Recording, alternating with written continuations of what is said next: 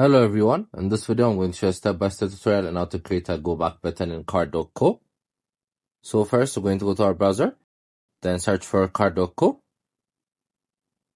So once you're in their website, you guys need to log in.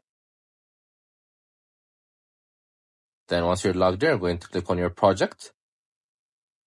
Then once you open it, you're going to click on the plus button. Then here you're going to click on buttons. So under buttons, you're going to click on it. Then you're going to rename it. So it's labeled as button now. So we're going to relabel it. Since this is a go back button, you're going to rename it to go back. Then put on your directory.